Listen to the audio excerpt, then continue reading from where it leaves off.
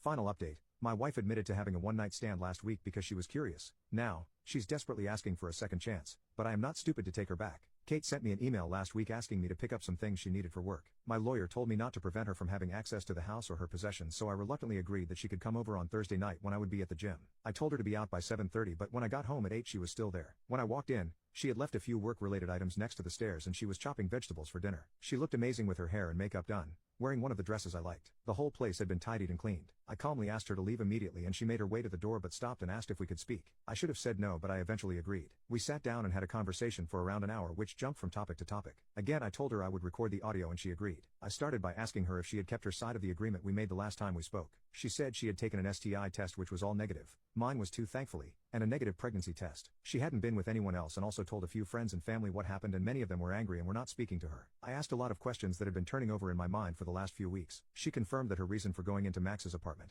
the Uber story, was BS, and she said he invited her in for a drink and she agreed knowing at some level that something was going to happen. She can't explain why she did this other than being selfish and enjoying the attention. She also confirmed that she had texted Max a few times over the years because he would shower her with compliments and make her feel good. He would always initiate and she was careful not to lead him on and said she had never sent him explicit messages or pictures. Kate also told me that they had hooked up about 6 months before we got together but never had intimacy. She admitted that she was always a bit curious. Her story about being caught at the coffee shop was that Max had texted her asking what she was up to and she had told him where she was. He then turned up. She swore this was the first time they had ever done anything since we had been together. She said nothing was missing in our relationship and she hates herself for ruining her perfect marriage and causing me so much pain. I told her that I still didn't believe her story and that there was no point in continuing the conversation. She calmly asked what she would need to do to make this right, offering up her phone, location sharing, not going out without me, etc. I said that I had no plans to become her prison guard, especially when I would never get over the betrayal. Things then took an unexpected turn which caught me completely off guard. She asked me to turn off the audio recording because she had something private she wanted to discuss and didn't want other people to hear it. I refused and she reluctantly continued. She asked if I had been involved with anyone else intimately since all of this happened,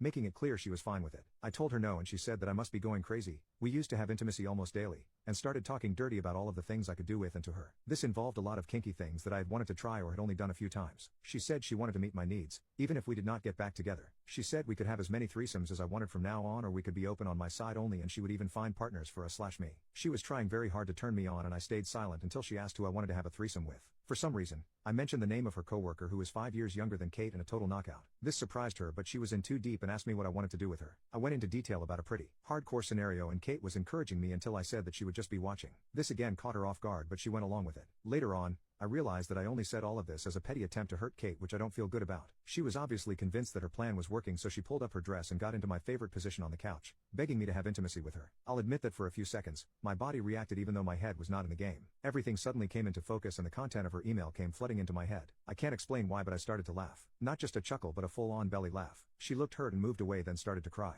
I told her it was time for her to go and she left quickly, probably due to the embarrassment. I also said she needed to hurry up and get a lawyer because we were getting divorced. The post-nut clarity after she left confirmed that I had dodged a bullet. I have a meeting with my lawyer later this week and want to move forward with the divorce as quickly as possible. Final update. The last few months have been tough and I have only seen Kate in person a handful of times. After a few weeks of no contact, I decided that we should discuss things with a clearer head. We went for lunch and had a calm, respectful conversation about everything that had happened and what reconciliation might look like. Kate said she would do anything to get things back on track and I believe her, but didn't commit to anything. After that, Kate asked me to go with her to see her therapist, who is also experienced in dealing with married couples. I thought about it for a few days before agreeing. The session was tough with a lot of tears, but I didn't get a straight answer on why Kate had decided to cheat. The therapist was surprisingly fair to both of us and was not judgmental. We again discussed reconciliation, but I told her that I thought it was best to proceed with the divorce. Last week, I drove up to her parents' house to drop off some tools I had borrowed from her dad. We had arranged for Kate to be there and for her parents to go out for a few hours to give us a chance to talk. I spoke with her parents alone, who were heartbroken, which was hard, but they were both very supportive. During the conversation with Kate, I told her clearly that I had given it a lot of thought, but I wanted to move ahead with the divorce. It came down to the fact that, in my view,